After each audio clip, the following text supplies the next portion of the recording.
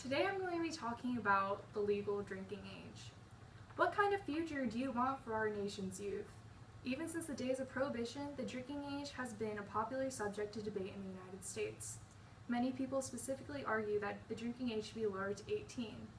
I believe that the legal drinking age should be maintained at 21 due to alcohol's medical consequences, and if it were to be lowered, it would open up more opportunity for even younger kids to drink while increasing the rate of drunk driving and fatalities.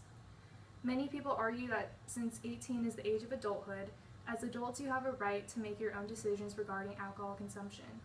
They argue that if you are allowed to serve in the military, vote, and smoke cigarettes, you should be considered old enough to drink. These people do not realize that many rights in the United States are given to citizens at age 21 or older. A person in the United States cannot gamble, purchase a firearm, or adopt a child until they are 21, or even rent a car until they are 25. Drinking should be similarly restricted due to the responsibility it entails. The minimum age for initiation is based on the specific behaviors involved and must take into account the dangers and benefits of that behavior at a given age.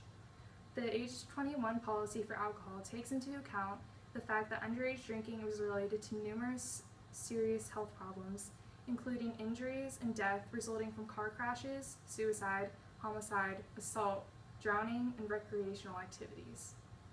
Many people also believe that lowering the drinking rate will take away the glamour or thrill of underage drinking and breaking the law. They say that this will lower the rate of binge drinking and make drinking a more normalized activity. But what kind of message would this be sending to our youth? It will suggest that drinking is not a serious matter, undermining the fact that it requires a great amount of maturity and responsibility. Our youth will start to believe that drinking isn't a big deal and will be more reckless with alcohol. By lowering the drinking age, we undermine the gravity of consuming alcohol, which is considered both a stimulant and a depressant. Anything that alters your decision-making processes or behavior should be dealt with seriously, and lowering the drinking age will make drinking out to be less of a major concern. Having the legal drinking age set at 21 also imposes a powerful social pressure on adolescents to stay away from alcohol. Youth may choose not to drink or to drink less often because of decreased social acceptability or increased risks from parental or legal authorities. Older youth and adults may furnish alcoholic beverages to minors less frequently, and licensed alcohol outlets may sell to minors less frequently because of their perceptions that it is illegal, morally wrong, or because they might be caught. Alcohol also has adverse effects on the health of growing adolescents.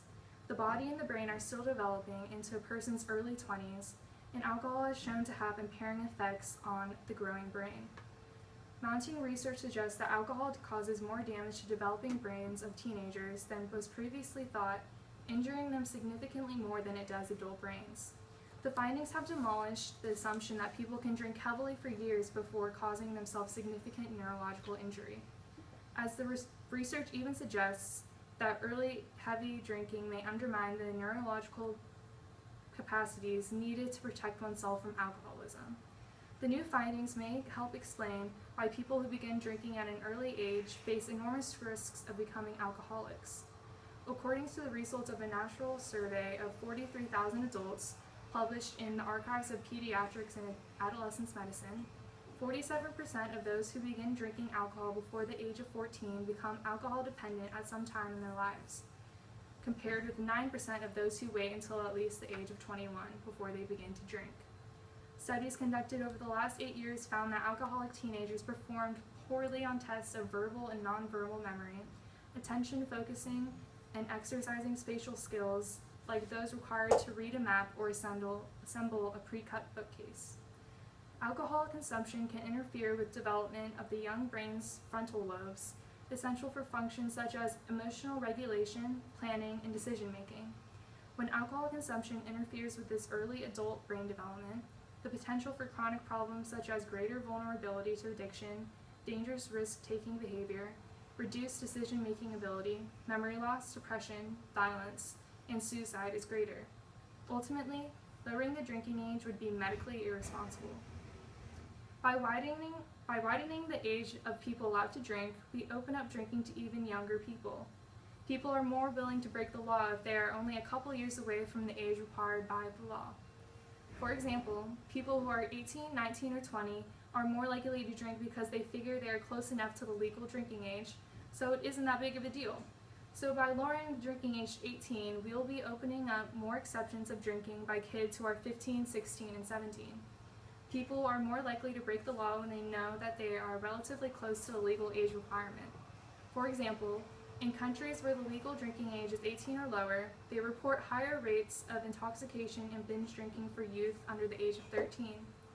It is also shown that many newly legal drinkers often purchase alcohol for their underage peers, creating a trickle-down effect.